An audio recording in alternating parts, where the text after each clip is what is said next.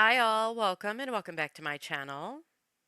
If you've been following the tragic unaliving case of Madeline Soto, who was reported missing by her mother Jen Soto in February of 2024, but was never missing and was unalived in her Kissimmee, Florida home, then you probably know that Stephan Stearns, Jen Soto's supposed boyfriend, who's getting ready to go on trial not only for Maddie's unaliving, but also for the SEX battery case against him.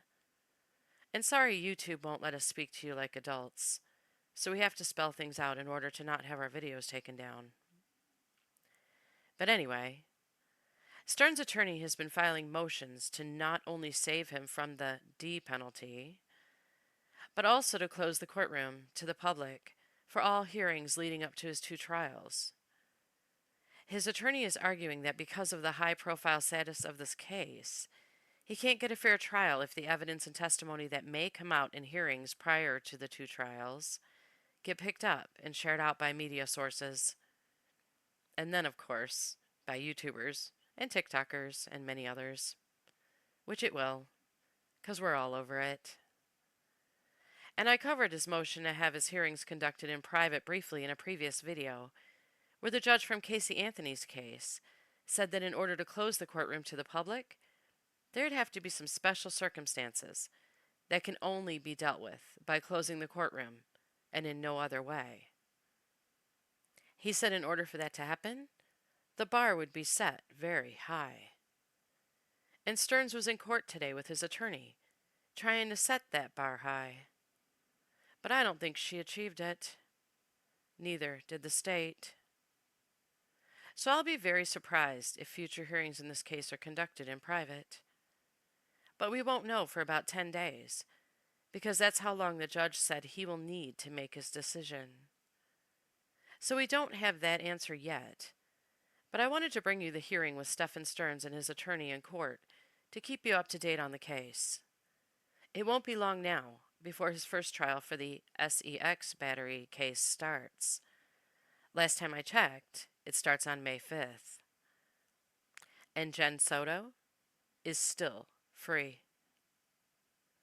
So while we wait for them to slap the cuffs on her as well, here is Stephan Stearns' most recent hearing. May God bless Madeline Soto. And thank you so very much for watching. Also breaking this afternoon, lawyers for the man accused of killing 13-year-old Madeline Soto are trying to block the public from attending his court hearings. Investigators have accused Stephan Stearns of murdering Maddie Soto last year after sexually abusing the girl for years. That hearing just wrapped up within the last hour, and West 2's Bob Hazen was at the Osceola County Courthouse and explains why Stearns' attorneys don't think he'll get a fair trial. Stearns' lawyer tried to convince the judge that because people all over the world are closely following this case, everything leading up to the trial needs to be done in secret. Now, Stearns was there in person while his lawyer showed a PowerPoint presentation showing all the podcast, YouTube, and TikTok accounts dedicated to following the case. Stearns is accused of murdering her last year, a day after her birthday party. His lawyer claims that all of the attention on the case has made it so that he won't be able to get a fair trial, and so all the hearings before that trial should be closed to the public. The media is, and likely will continue to dissect any and every aspect of this case. But prosecutors pointed out that social media coverage is all over the world and does not mean a fair jury can't be found here. YouTube is not just exclusive to Osceola County. WESH isn't exclusive to Osceola County. Reddit certainly is not exclusive to Osceola County. Where's the data about the effectiveness of the message in Osceola County? And it's just not there. News companies, including WESH 2, also had a lawyer to argue that Florida courts and U.S. courts have always found that trials should be open. Quote, prominence does not equal or does not produce prejudice necessarily, and juror impartiality, we have reiterated, does not require ignorance. The judge did not rule today, but says he will have a ruling within 10 days. Covering Osceola County in Kissimmee, Bob Hazen, WESH 2 News. Client's been formally recognized as interveners in this party. We have made our appearance, but I would like to go ahead and formally do that now to the extent that permissible to the court. All right. Thanks. And pursuant to the civil rules of procedure, intervening is somewhat commonplace pursuant to Civil Rule 1.230. In criminal cases, it's somewhat unusual or less common, almost always more restrictive, and requires leave of court to be permitted to be an intervener and make argument with respect to the defense request.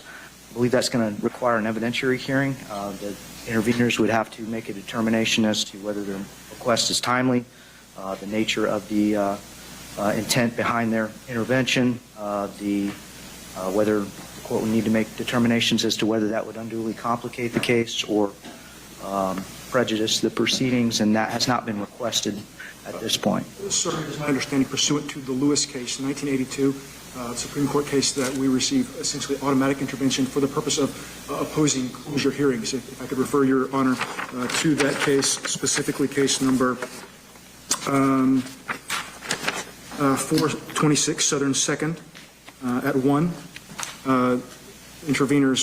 Media interveners on behalf of as a proxy of the people of the state of Florida for the purpose of intervening, essentially receive automatic the ability to oppose essentially just by walking in. That's been the rule in Florida since 1982, and I do refer Your Honor to that case. Wasn't the media a party in that case? No, sir. They're interveners, as they typically are. Typically, the way this works is the criminal defendant will seek closure, whether over a specific record or over a particular hearing, such as a suppression hearing, and then by law, there has to be a notice to local media, at which point the media then intervenes and receives the right to, at any suppression hearing or any hearing pursuant to that, the right to argue at that suppression hearing or any hearing related to closure. And so that's been the policy of the state of Florida since 1982. All right. So it's your position that the court has no discretion whatsoever to make a determination as to whether intervention is appropriate? I have never been in a position, I've never had a court even raise that issue. So I do not know the particulars of that issue, Your Honor, because typically it just happens pursuant to Lewis. And so it is the media intervener's position that pursuant to that case and all the cases that have been pursuant to that the media has an immediate right to intervene. Was it your intention to make argument? Yes, sir. All right. Thanks.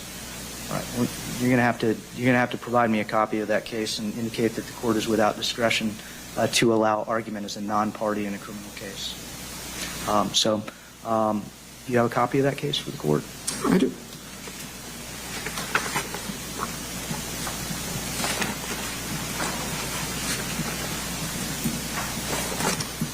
Yes.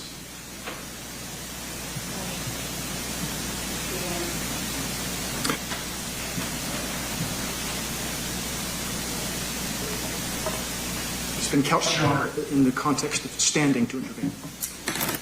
Indeed. You have standing to intervene. This is the Miami Herald case v. Lewis? Yes, sir. Yeah. I agree that you have standing to intervene if the court issues an order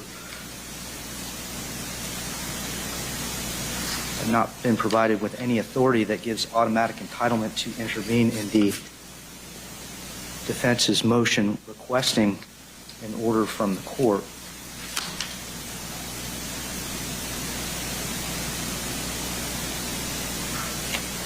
I think the requirement of the rule indicates that you must have notice, and from your pleading, I'm going to make the assumption that the media had notice of today's request. Is that Yes, we were provided notice, which is why we filed the notice, the motion, the intervention, approximately 2 weeks ago, Your Honor, on the docket. Understood.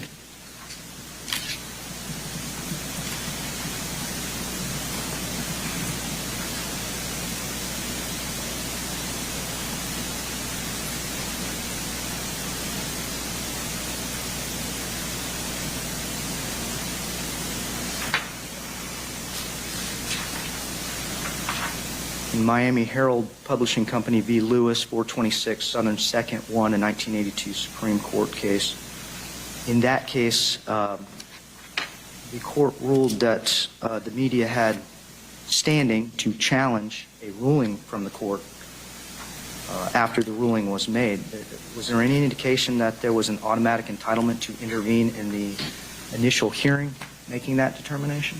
I believe so. It's either in that or there was other subsequent cases in the late 80s, Barron and others, that said that there has to be notice to local media, at which point the media intervenes by filing a notice of intervention and receives the right to argue at any pursuant hearing.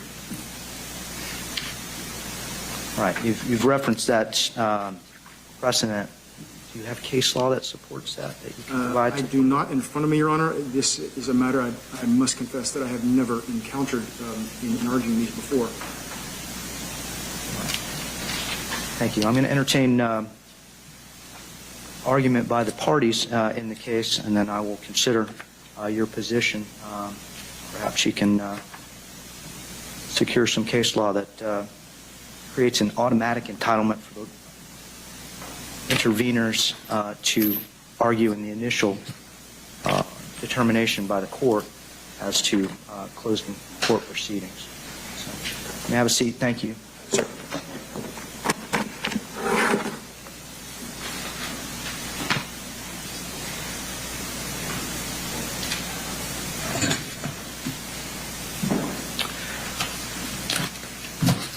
State, do you have a position on a non-party intervention? No. Defense?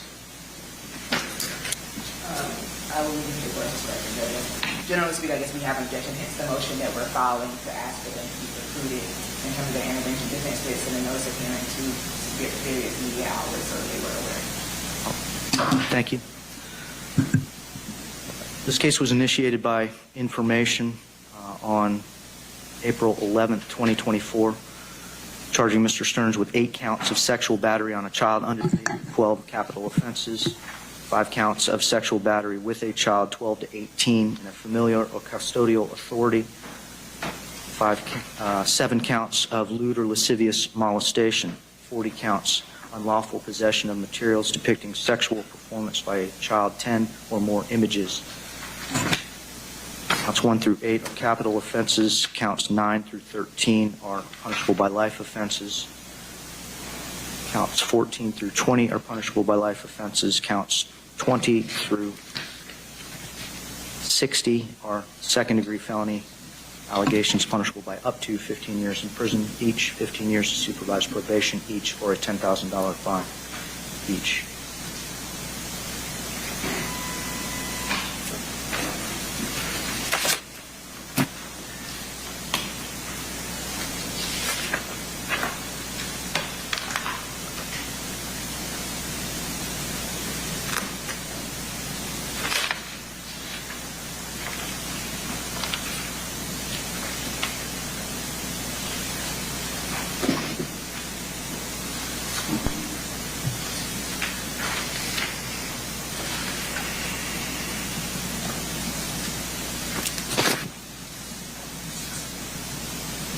Appears at the Miami Herald Publishing Company v. Lewis, 426 Southern 2nd, 1, a 1982 Florida Supreme Court case. Is the seminal case that discusses requests for closure.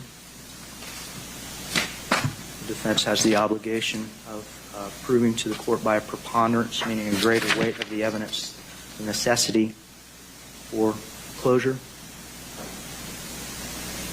Counsel, do you intend to present argument with respect to your motion? Yes, Judge. Defense has had pre-marked several defense exhibits. I've given copies to the state as well as to the media, attorney for the media. Defense Exhibit A is a USB flash drive with a PowerPoint that's been previously signed to the state. Defense Exhibit B is a list of articles and videos. Defense Composite Exhibit C is the printout of various news articles. Defense Composite Exhibit D are emails with public records requests. And then I have case law as well, which wasn't pre-marked. I can report now if the court will like that as well. And previously given to the state and the media attorneys. Thank you.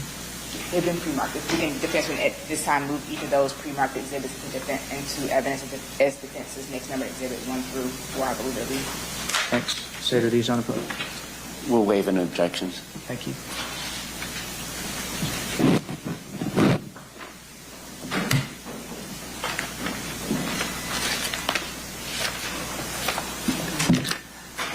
have the Elmo turned on. Thank you. Do you intend to publish what's going to be defense one? Yes, Judge.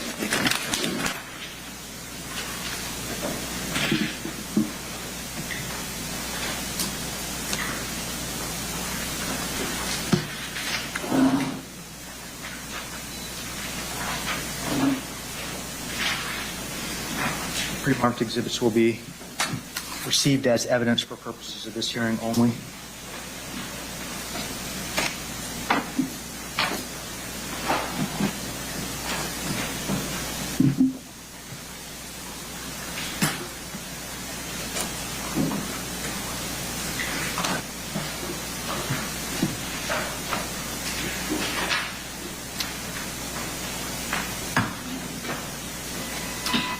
I believe the overhead projector is on. You need to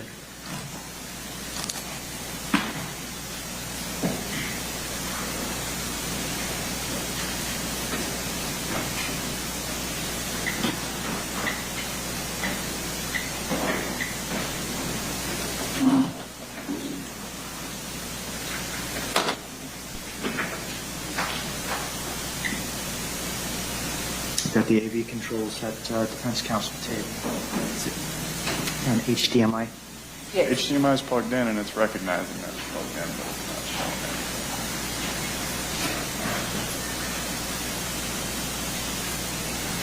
Please call the AV department. I don't know what's While we do that, I can make additional, present additional information at this time, Judge. In terms of the items that were pre-marked, defenses exhibit, if I could approach my report to have the correct numbers.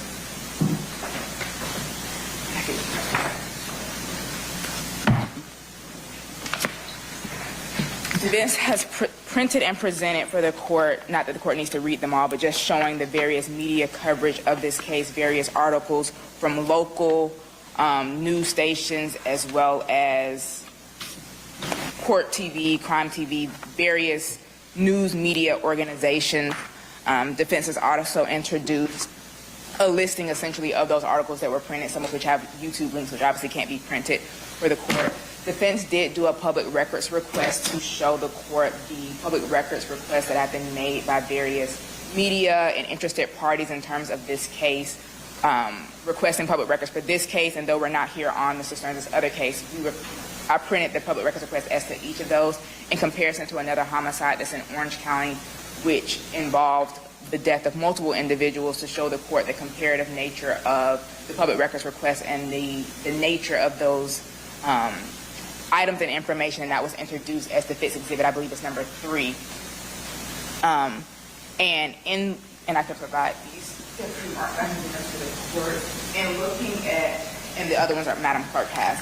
And looking at those items that were introduced specifically as to the public records request, the court can see that in terms of Mr. Stearns' 2 individual cases, in doing the public records request, we had to pay an invoice of $56.25 to get just a copy, the printout initially of what was requested by various parties. So in that, the court will see that there have been various news articles or news outlets requesting information, and the court can even see within those some of the costs that were associated with them requesting and receiving the items that were requested and ultimately turned over.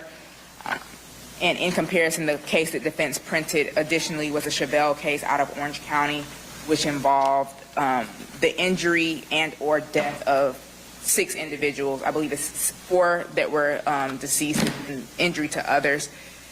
And in that case, the state is also seeking the death penalty in that case.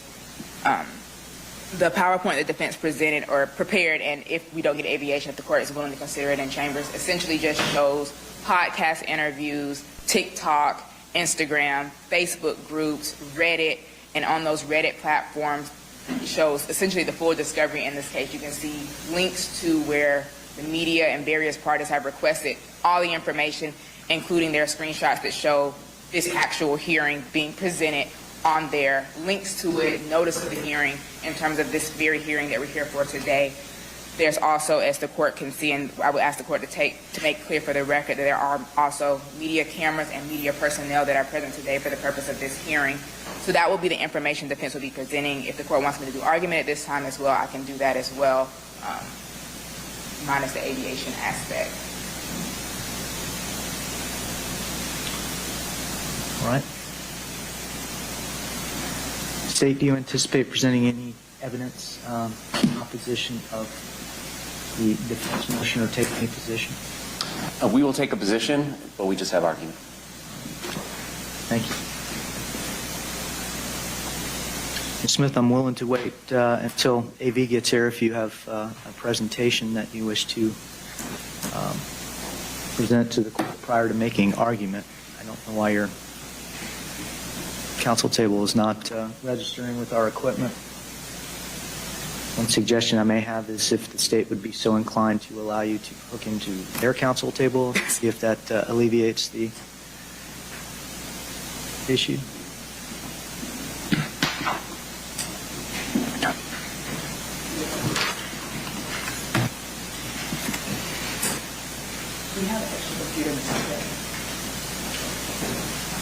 Is that the HDMI cable on that counsel table works?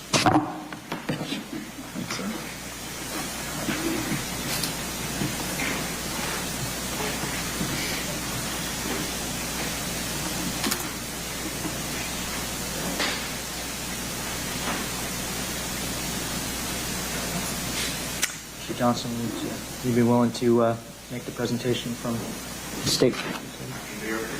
Thank you. Ms. Smith? May I approach the court for defense exhibit 1? Of course.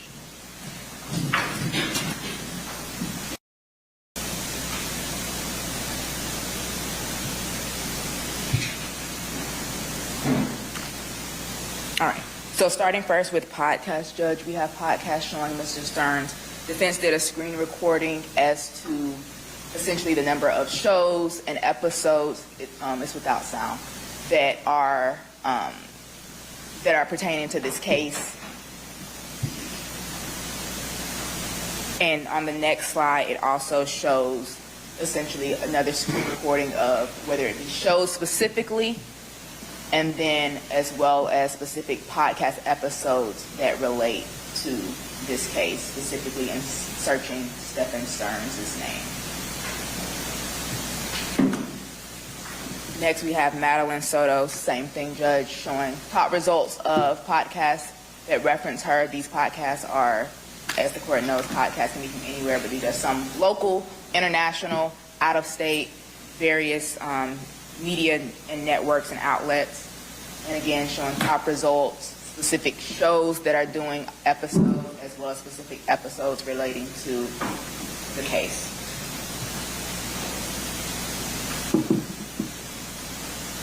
Next is YouTube. Defense did a couple screen grabs of just searching of the name in terms of what comes up, various news articles that have been turned into videos and clips of varying length, varying views. There are, including the interrogation of Mr. Stearns and the clips that relate to those. There's even, and I don't know if the YouTube will open in the courthouse or not, but True Crime Beat, I even did videos pertaining to this very hearing and defense's request to close the pretrial proceedings in the case.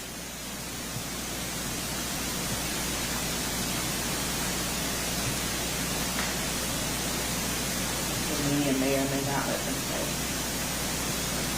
play. And not that it needs to be played, but just for the court to see that the media has filed responses and YouTube videos in response to our very request to close the courtroom.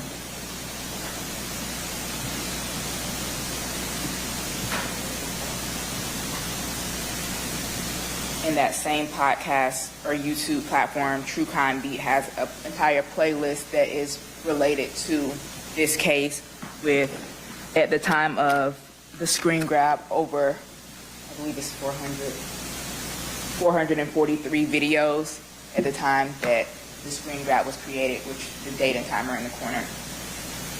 Additionally, more YouTube links in this case. True Crime with Strategic Eyes is another one of the popular YouTubers who has been blogging about the case and who additionally also has a playlist specifically pertaining to this case. Has already provided videos and done videos dissecting some of the defense's motions to suppress that were filed in this case. Gray Hughes Investigates, another popular YouTube platform, again with a playlist that pertains to this case. Turning to Reddit, this is where a lot of the discovery can be easily accessible. Defense does not have a Reddit account, is not logged in, as can be seen from the upper right-hand corner. This is just a true public search and what is accessible to the public, even without providing any type of identifiable information to request access. And searching Madeline Soto's name, these are the various Reddit groups or Reddit forums that exist in the case. In looking at the one titled, I guess, hashtag or / Madeline Soto, you can see they have a resource where you can literally click a link and get access to the case files in this case. And the screen grab on the bottom right, case files for missing and endangered, is what happens when you click that hyperlink and go in there. Next, we have Maddie Soto Evidence, which is literally just that, a Reddit. Though in discussing the case as well, even at the time of the screen grab of March 11, had been discussed 2 days prior, but has an entire Google Drive with the entire court docket, and includes master list of all the various files in the case. Again, public access that anyone and everyone can click and access. Madeline Soto Evidence, again, pertains to all of the court documents in terms of this case and the accessibility of such. And looking at Jen Soto's, when you search Jen Soto's name on Reddit, some of the groups overlap. However, there is Reddit forums that keeps track literally of the upcoming court dates, including the various court hearing and date that we're here for before, as can be shown by the bottom right screen grab. As I was saying, in searching Jennifer Soto's name, those are the Reddit forums that come up under her name. They cross-reference with Madeline as well. In searching Mr. Stearns' name, again, some of them cross-reference and are similar, are the same forms that come up when searching Madeline or Jennifer, but those are additional forms for that. In searching X, formerly Twitter, these are just various screen grabs showing from initially back a year ago when the case happened, even up until present day, and showing various news outlets that show communications involving the case, including, as can be seen from the right screen grab, we have Miami in Spanish as early as this year, Orange County, their own Twitter page, providing updates at the time they were doing it, Fox Orlando, again, back in 2024, even as recently as a month ago, talking again about these various hearings that we're here for. We have Puerto Rico, Orlando, New York, English, Spanish channels from 2024 as well as current day 2025. TikTok screen grabs, you can see the next to the heart are essentially the number of likes that a video has gotten. So we have various likes from mere thousands up into the tens of thousands that show from various platforms of varying sizes what they found, searching hashtags related to Madeline or Stephan Stearns. Same thing, more, we have up to 46.2K as low as 380. And then Facebook, this is hard to see, but the groups on the left are all Facebook groups that specifically relate to Madeline Soto, and the groups on the right, the three groups specifically relate to Stephan Stearns.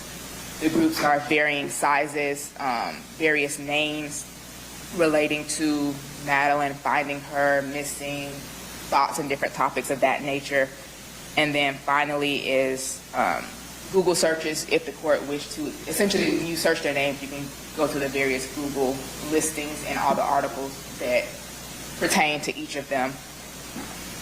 And then in some of the news articles, I just grabbed a couple. Obviously, we have various different news articles, but Court TV is a popular news station who has an entire page literally related to Stephan Stearns and various proceedings, including as recently as this month, articles being posted as recently as last week, linking to others. And then Paula Neal Mooney has as well. In the podcasting area and some of the Google search, you'll see like Nancy Grace TV and various other media outlets. So that, coupled with the articles that defense was providing, show the various media coverage from local, meaning Central Florida, local within the state of Florida, outside the state, and locations and places that, honestly, I can't tell you exactly where they are, but for it's saying New York, Puerto Rico, or things like that from the news because of the pervasive nature of media and the ability to be anywhere at any time, not necessarily having to give locations as to that. So in terms of presentation of the media information, that's what defense had in terms of the PowerPoint, and otherwise we'll just have an argument. Thank you.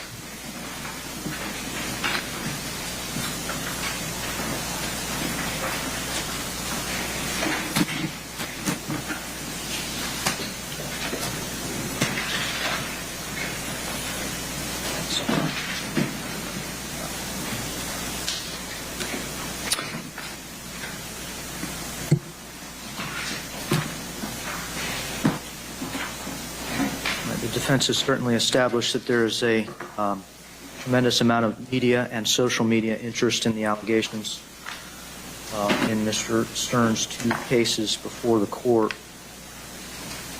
The Miami Herald case gives the court some guidance as to what factors need to be considered in making a determination before a court may close its proceedings and operate in secret outside of the purview of the public and the media.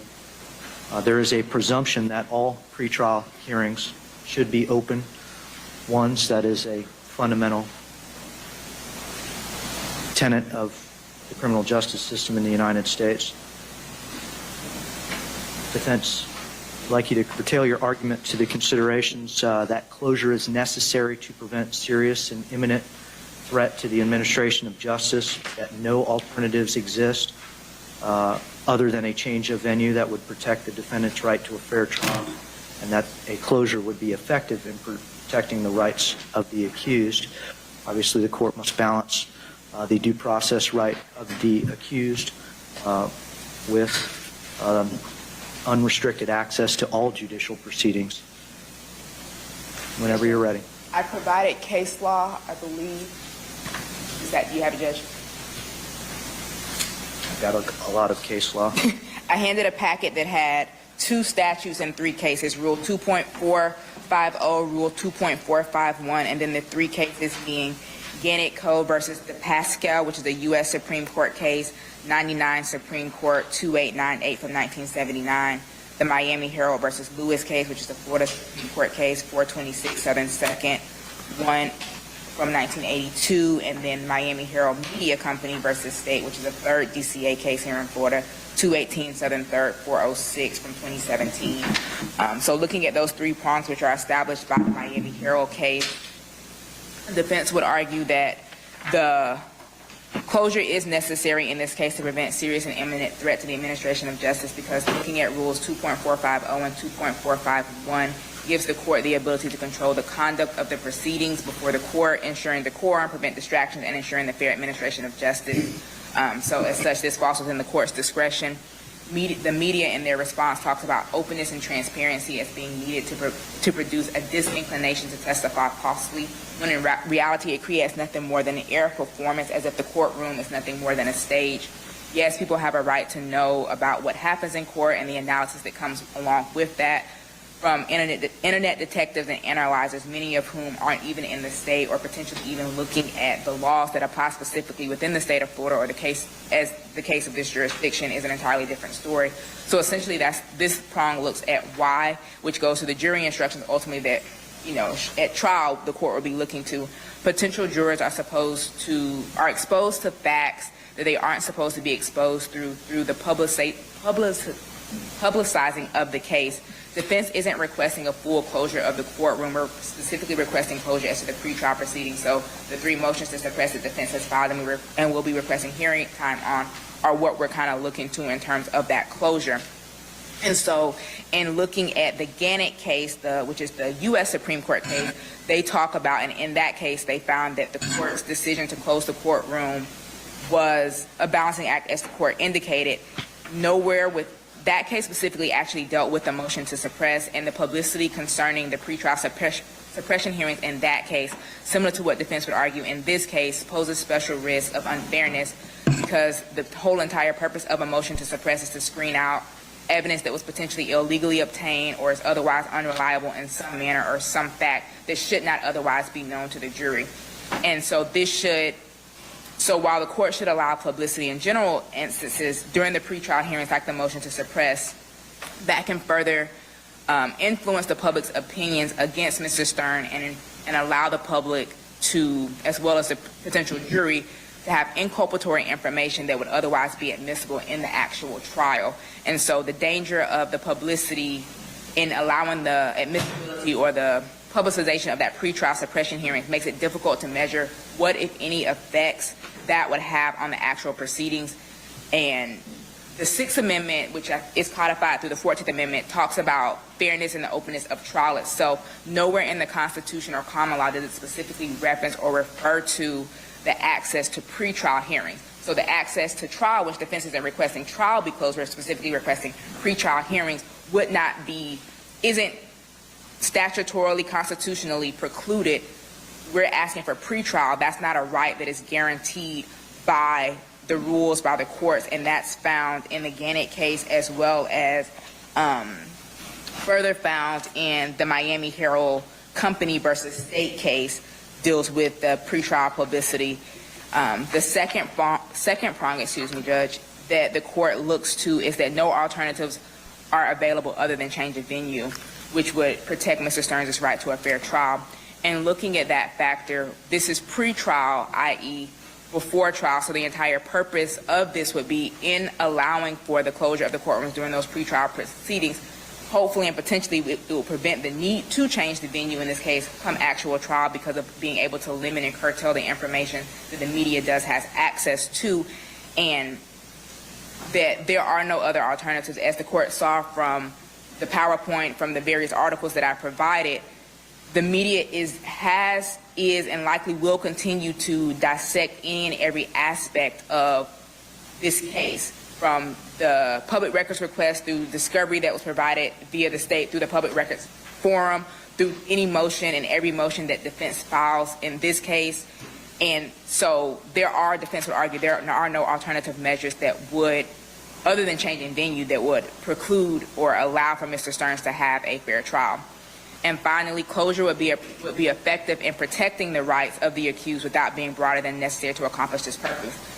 Again, defense is requesting only the closure of pretrial proceedings such as motions to suppress in this case, not the closure of the court for the actual trial. And so we're asking for a limited nature of the proceedings being closed or foreclosed. In the cases that defense cited, some dealt with a motion to suppress, one dealt with specifically an Arthur hearing, and one even had a motion to suppress where the hearing itself was closed. However, after a certain amount of time, the access to the transcript was allowed to be gained by the media or those interested parties. So the court was able to, in crafting their order, limit both the time and the duration, the nature, as well as allowed a remedy to allow them to have access at a later point in time. I believe that was the Miami Herald versus State case, in which they dealt with that. So defense would argue that essentially, while pretrial publicity and the fact that there is pretrial publicity in this case, a lot of these cases that form the basis of allowing for the closure of the courtroom was a lot of the forms of media that we have now. TikTok, Instagram, Facebook, Reddit, podcasts. A lot of those mediums didn't exist back in the 70s and the 80s when these cases were decided, allowing for the court to allow restriction and closure. The pervasive nature of the internet itself and the exposure makes it to where the pretrial publicity, both the emotional aspect of it, should allow for this court to grant defense's motion to allow for the pretrial closure of certain proceedings subject to whatever limitations the court should impose, such as if the court were to grant closure for motions to suppress, for example, and allow at a certain period of time the allowance or the dissemination of that information, or if the court were to say motion to suppress are not allowed, no access to it, they hear it at trial. So defense would argue that defense meets the three prongs by the preponderance of the evidence, which is the standard that defense had to meet the prongs by as to each of the factors, and the court should grant defense's motion to close the pretrial proceedings.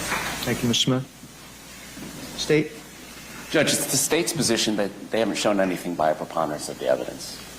There is massive worldwide coverage of news these days, but it's very spread out and only deep in very certain puddles. A basement in Sheffield, England may have hit the Reddit, may have hit the YouTube, may have hit all those different sources of news, but they have not shown any nexus to the potential jurors in Osceola County, Florida, and all of the data that they presented to the court. They didn't even show you how many views any of those YouTube videos got, how many upvotes or downvotes any of those Reddit posts got. They haven't shown you how many people viewed any of those news stories, much less how many people in Osceola County jury, Osceola County, Florida, they're eligible to serve in the jury, viewed any of those things. There hasn't been a study conducted by a UCF student, for example, to go out and poll jurors and provide the court with data about the effectiveness of the media coverage in this case in conveying its message. The unfortunate truth that I have found, because as this court knows, I ask every potential jury panel, do you even follow the news? Do you get a newspaper? Do you watch the local news? And it's stunningly small how many people actually follow the news. And in a high-profile case that I just did in October up in Orlando, had a whole subreddit and all the YouTube and the sleuths and all the stuff that they presented you. We put 50 jury panels Monday morning, 50 jury on the panel Monday afternoon, Tuesday morning, Tuesday afternoon, and maybe 2, 3, or 5 in each panel of 50 had even heard of the case. And perhaps 2 got excused for cause because of their exposure to the case. I don't say that as evidence. I say that as an anecdotal link to, well, where's the link to Osceola County? The YouTube is not just exclusive to Osceola County. WESH isn't exclusive to Osceola County. Reddit certainly is not exclusive to Osceola County. Where's the data about the effectiveness of the message in Osceola County? And it's just not there. And I would submit that without it being there, there's no data for the court to decide that there's a preponderance of evidence shown that this media has been effective in convincing anybody in this county about anything. Thank you, State. Mr. Minchin, I'm going to invite you to the podium. Mr. Minchin, I've reviewed Miami Herald. I'm not convinced that there's an automatic entitlement to intervention. I think that's still requires leave of court, but I do want to give you an opportunity to proffer the argument that you are intending to make. I will, in a written order, indicate whether the court considered that argument in making its final determination, and I'm going to give the defense an opportunity to respond to both the state and any argument made. Thank you, Your Honor. Whenever you're first, ready. I was able to locate some authority for that proposition, however, even within the Lewis case itself. If you look on page number 7, that's head note 6, and then some other case law as well. Quote, the news media has been the public surrogate on the issue of courtroom closure. Therefore, the news media, quote, must be given an opportunity to be heard on the question of closure prior to the court's decision. Also, Chavez versus State says the same thing, notice and opportunity to be heard prior to closure. Pinnock versus State also, notice and opportunity to be heard. Those are second DCA cases as well. So that is the authority that I'm moving under the Supreme Court's decision that notice and opportunity must be given. Thank you. When you're ready, argument. Yes, sir. From the onset, I just wanted to point out that this is, in fact, an evidentiary hearing, and the only evidence that has really been proffered to this point has been that there has been a lot of media coverage of these proceedings, and that's typically the way it works in these cases. Typically, there has been a lot of media coverage, but that has never been sufficient to justify closure. Lewis says, quote, those seeking closure must carry their burden to demonstrate a strict and inescapable necessity of closure. Strict and inescapable necessity. And that is an extremely high standard, and that's that phrase, strict and inescapable necessity of closure, that has been used in the case law since then. It is an exceptionally high standard because there is a strong public policy in favor of openness and transparency in the proceedings. Some of those reasons are that it enhances legitimacy, credibility, public trust in the judiciary, protecting the accused rights, keeping judges, prosecutors, and witnesses honest. There's a lengthy quote, I'll summarize it from the Lewis case from the Supreme Court that says, public access to courts, this is quoting, is an important part of the criminal justice system as it promotes the free discussion of governmental affairs by imparting a more complete understanding to the public of the judicial system. Such access gives the assurance that the proceedings were conducted fairly to all concerned, and aside from any beneficial consequences which flow from having open courts, the people have a right to know what is going on. As the Supreme Court has noted repeatedly, the trial is a public event, and what transpires in the courtroom is public property. Public access also serves as a check on corrupt practices by exposing the judicial process to public scrutiny and protects the rights of the accused pursuant to a fair trial. Finally, because participating lawyers, witnesses, and judges know that their conduct will be subject to public scrutiny, it is fair to conclude that they will be more conscientious in the performance of their roles. Summarizing most of the public policy arguments that we have on that. So the Lewis, you know the three factors, elements rather, they're not factors, they're elements that the defense must prove evidentiarily for it to show strict and inescapable necessity of closure. I'll jump straight to the first element, that is, closure of the proceeding is necessary to prevent a serious and imminent threat to the administration of justice. And there are a couple of arguments that the defense has presented on that point. The first is that inadmissible evidence may arise in the anticipated hearings. But the case law is abundantly clear that whether or not inadmissible evidence may arise in a hearing is wholly irrelevant to the calculus pursuant to Lewis. As the State versus Lugo said, quote, the need to examine evidence for its admissibility is not one of the prongs set forth in Lewis and is not sufficient to justify closure. That's cited in the materials that we provided to your honor. State versus Houston said, quote, the inadmissibility of evidence has no bearing on whether evidence is or is not public record. And in fact, if anything, as Lewis said, whether or not evidence is admissible, in fact, provides a heightened importance of the right of openness. This is what the Supreme Court said in regards to suppression hearings regarding the admissibility of evidence. Quote, although they may prove to be unfounded, these are of importance to the public as well as to the defendants. The searches and interrogations that such hearings evaluate do not take place in the public. The suppression hearing is the only opportunity that the public has to learn about police and prosecutorial conduct. It is important that a decision of the trial judge on a motion to suppress be made on the basis of evidence and argument offered in open court, so that all who care to see or read about it may evaluate for themselves the propriety of the exclusion. So, if anything, hearings on admissibility of evidence mitigates toward openness, not against openness, pursuant to Lewis. The second argument that the defense has made is that there has been and likely will be publicity, and certainly there's been evidence presented to that. The media, certainly, they're the promulgators of that evidence. So slow down the cadence just a little bit for the assistance of Madam Court. Thank you. I appreciate it. Yeah. I want to be respectful of everybody's time. So there indeed has been a lot of pretrial publicity, but that has never been a sufficient justification for closure for several reasons. First, closure based on alleged negative pretrial publicity is essentially impossible in counties of this size. I point you to the case law we cited on that. There are hundreds of thousands of people that living in this county, and the case law is pretty clear on that point. Second, the defendant assumes that the coverage is prejudicial, which that is something that they must prove, and they have not proven that, just that there's been a lot of it. And third, pretrial publicity is not inherently detrimental to a defendant's Sixth Amendment rights. As the Supreme Court of the United States said in Skellig, which a case that the defense presented to you, quote, prominence does not equal or does not produce prejudice necessarily, and juror impartiality, we have reiterated, does not require ignorance. Jurors are not required to be ignorant of the facts of the issues involved. Scarcely any of those best qualified to serve as jurors will not have formed some impression or opinion as to the merits of the case. Every case of public interest is almost as a matter of necessity brought to the attention of all intelligent people in the vicinity, and scarcely anyone who can be found among those best suited for jurors who has not read about it, heard about it, and who does not have some impression or opinion as to the respect of its merits. A presumption of prejudice is an extreme case, unquote. That's the Skilling case. Says, quote, pretrial publicity, even pervasive adverse publicity, does not inevitably lead to an unfair trial, unquote.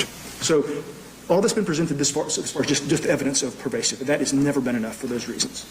As to the second element of the test, No alternatives other than a change of venue would protect the defendant's rights to a fair trial.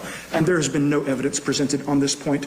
The Lewis court presents multiple alternative options that could be available. There was some argument made, but again, this is an evidentiary hearing. Argument of counsel is not sufficient.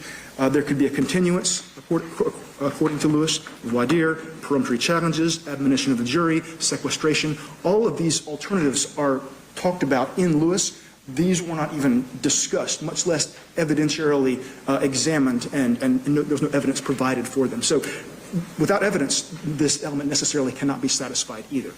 And then third, closure would be effective in protecting the rights of the accused while being broader than necessary, being broader than necessary to accomplish its purpose. Under the case law, this is referred to as the narrow tailoring test.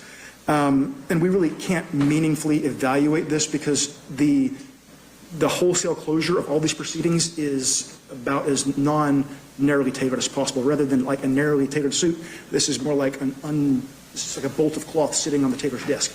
Entirely not narrowly tailored whatsoever. We can't really even meaningfully engage with this element because there's been no evidence presented on it. So also just to frame this in context, in summary, in closure too, this is not an unprecedented situation. Unfortunately, our state has seen its fair amount of very highly publicized criminal matters. Some of them are mentioned in our papers. Eileen Wuornos, Ted Bundy, Danny Rowland, Casey Anthony, George Zimmerman, Nicholas Cruz, many of whom, in fact, did seek closure under the Lewis test and tried and failed because the strict and inescapable necessity of closure pursuant to Lewis and providing strong evidence to overcome and satisfy all those elements is an extremely difficult standard that is very rarely met.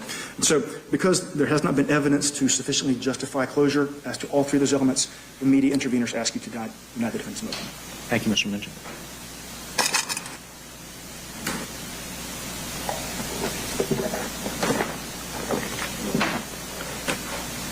Ms. Smith, any additional rebuttal pursuant to the state's argument or potentially Mr. Minchin's intervening argument?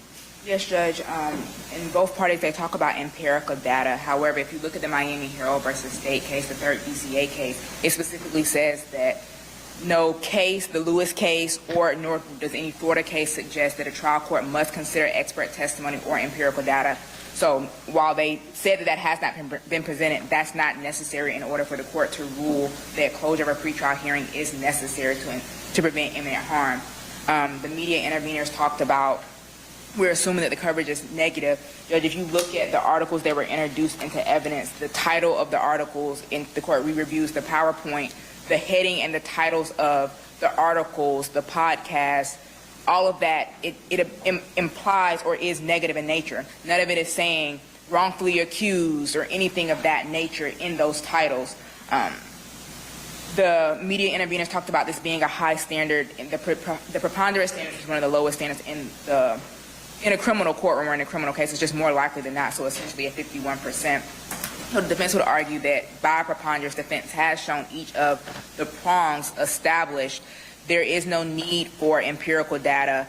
Some of the other cases they talked about, I believe in those cases they were seeking complete closure of the media for all aspects of the proceeding. Again, defense is limiting this to specifically the pretrial proceedings in this case where different evidentiary items could be found. The Miami Herald case, which the media interveners cite to and talk about a lot, the Florida Supreme Court case, the court did close the courtroom and that was upheld. All the cases that defense provided, the U.S. Supreme Court case, the Florida Supreme Court case, and that third DCA case, all are cases in which it was upheld that the closure that the trial court in those cases did was sufficient and was practical in light of the evidence and the cases that are presented. So defense would argue that based off the evidence and testimony that's been presented, that we have established by preponderance each of the factors or each of the prongs needed to satisfy the court that closure is necessary to prevent that serious and imminent threat, that there are no alternatives necessary or available outside of change of venue, and that the closure itself would be effective in protecting the rights of Mr. Stearns without being broader than necessary to accomplish the purpose. So we would ask the court for that. Thank you, Ms. Smith. All right, the Lewis case requires that the court shall make findings of fact and conclusions of law so that any reviewing court have the benefit of the reasoning in either granting or denying closure. I intend to do that in writing. Ms. Smith, let me ask you, as far as timing of the court's order, are any of these pretrial proceedings currently set for a hearing before the court. No, Judge, we were going to request hearing time this week, but wanted to give the court that benefit if you wanted to tell us to ask for after a specific date so that we didn't have to go back and reschedule anything. All right. I anticipate I'll have an order out well in advance of 10 business days. State, anything further? No, Your Honor, thank you. Defense? No, Judge. Thank you. That will conclude our hearing.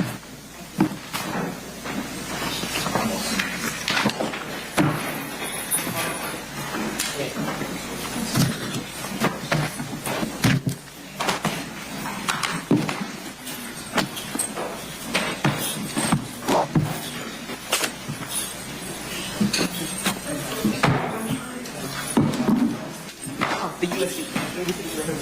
It's back over there. Yeah. I thought I gave it back to him. Yeah. Or not? Thank you. What do I have?